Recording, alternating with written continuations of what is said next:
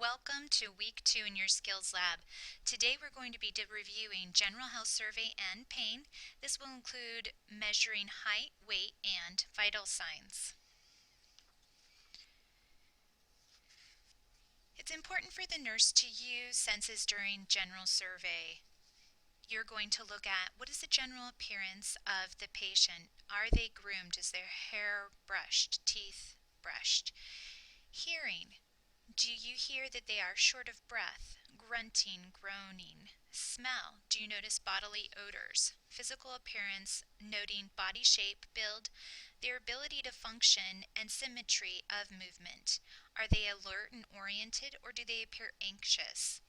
Also, you observe their mobility, their posture, ability to walk, and range of motion for their joints. Behaviorally, you're looking for anxiety, facial expressions, and mood. So the first vital sign that we'll review will be height and weight measurement. Have the patient look straight ahead while obtaining their height with their heels together and shoulders back. With the type of scale in this picture, you would raise the height attachment to the rod above the patient's head and let it rest on the crown of the head. For weight, use the same scale, obtain weights on the same time of day, do not have the patient wear shoes, and it's important to remember that with wheelchairs and beds that you need to have the same consistency of items on them when weighing the patient. If the patient is under 2 years of age, they should be weighed on a children or infant scale.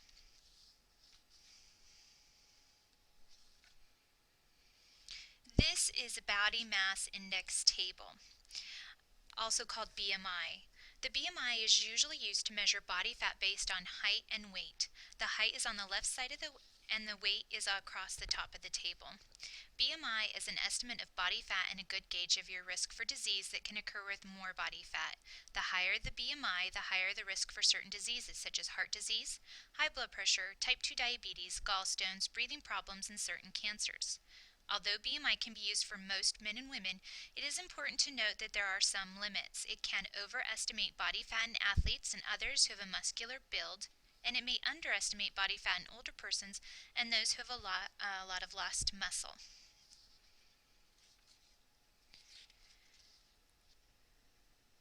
We also now are going to look at how to obtain a temperature, pulse, respiratory rate, pain, oxygen saturation, and blood pressure.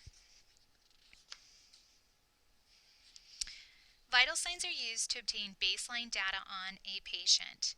It detects and monitors for any changes, and it helps to identify patients that have a higher risk.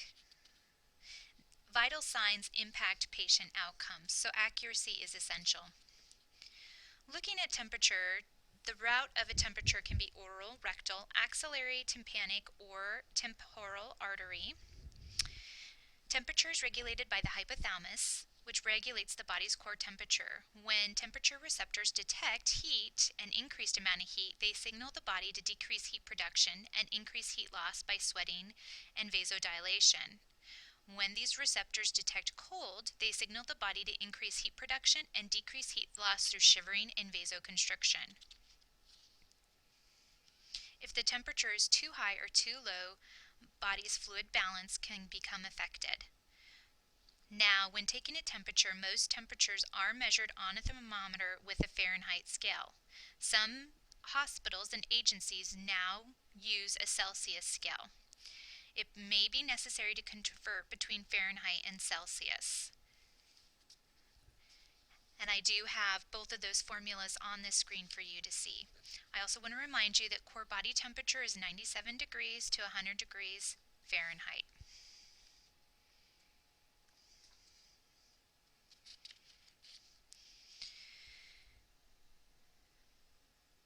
Temperature is affected by age, diurnal rhythms, exercise hormones, stress, illness, and ingestion of foods and fluids. With age, infants and older adults are more vulnerable to environmental temperature changes. Diurnal rhythms essentially is looking at our core temperature does increase in the later evening, and then it is lowest early in the morning between 4 to 6 a.m. So our natural rhythms. Exercise does increase the temperature up to 5 degrees Fahrenheit or 2 degrees Celsius. Hormones such as ovulation and menopause are an example of a, um, a way in which our temperature is also affected. Increased stress releases epinephrine, which increases metabolic activity and also increases temperature. And pyrogens that increase temperature are associated with illness. Again, time of day does affect body temperature. It's usually lower in the morning after the body is rested and higher in the evening after muscular activity and food intake with metabolism. Parts of the body where temperature is measured can also lead to variations. For example, surface temperatures of the skin can be unreliable to measure a core temperature.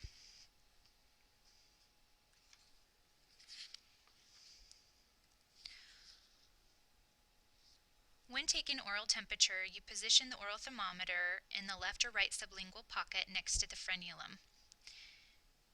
It can be influenced by hot and cold fluids, so it's important to ensure that the patient hasn't recently had an intake of hot or cold items, fluids. Smoking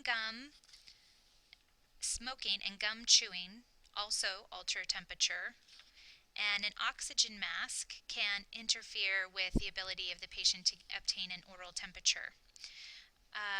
Oral temperatures are the most common temperature measurement. When in certain facilities, it is important to remember to use the blue top probe, not the red. Place the probe beneath the tongue by the frenulum and have the patient close their lips. Hold it until it beeps and return to the charging unit if applicable.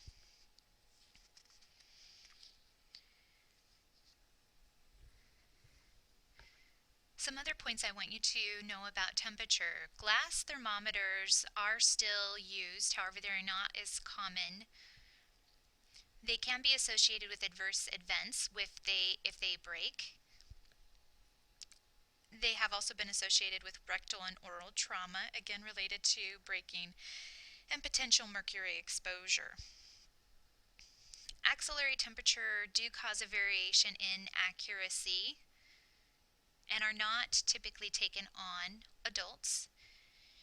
And with tympanic thermometers, the ear tug does positively affect accuracy, so it's important that you are pulling the ear in the correct manner.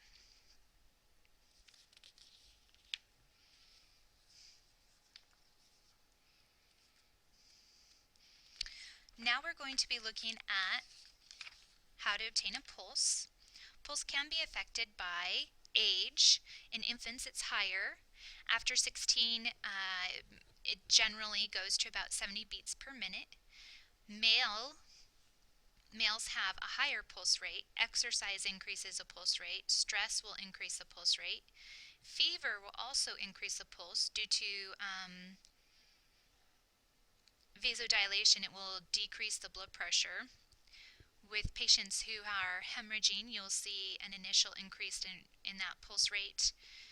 Medication can increase or decreasing it depending on the type of medication. Digoxin is a good example of a medication that lowers the heart rate, and if a patient is taking digoxin, you then will monitor their apical pulse for 60 seconds. If a patient changes their position from sit to stand, or they are in one position for a long period of time, it can also affect their heart rate.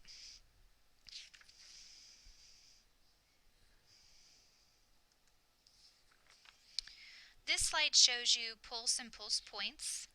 The apical pulse is obtained over the fifth intercostal space, midclavicular line, and peripherally what we will be taking in the skills lab is the radial pulse. We will review these in the skills lab, but for now, know to assess the radial pulse, you're going to place your first and second fingers along the radial artery and gently press. You're going to count the beats for 30 seconds and multiply by 2 as long as that pulse rate is regular. If it is irregular, you will then count for a full minute.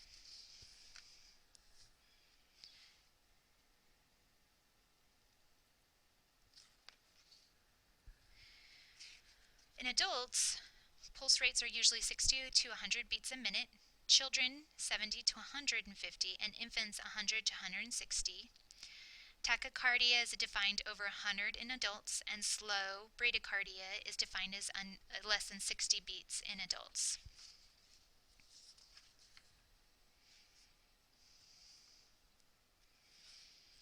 The pulse rate is the number of beats in 30 seconds, and you multiply it by 2.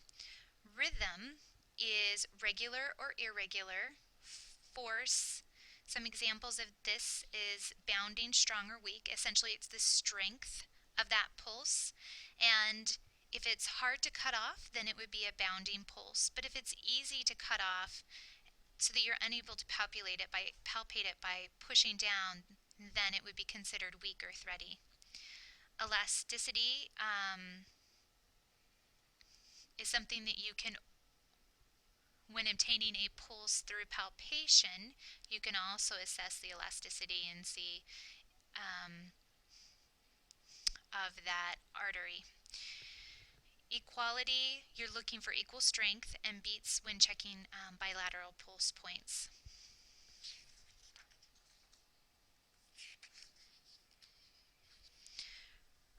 With obtaining the respiratory rate, you're going to count the respirations.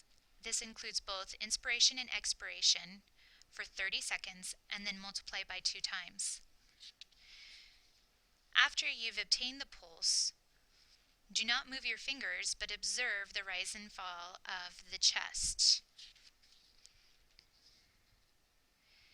Things that do affect respiratory rate would be exercise would increase it. Stress can increase the respiratory rate. Elevated temperature will increase the respiratory rate. Increased altitude also increase it. Medications can affect it. And obesity can affect the respiratory rate by causing difficulty with respirations due to an increase in adipose tissue on the chest and abdominal walls. Points to assess and document when obtaining respirations. You're looking at the rhythm and noting, is it regular or irregular? Quality, the characteristics of the breathing, character of breathing. Effort, is it normal or labored? And depth, shallow or deep. Respiratory rates in adults is 12 to 20 breaths a minute, children 15 to 30, and infants 25 to 50. Common terms: bradypnea, tachypnea, eupnea, and apnea.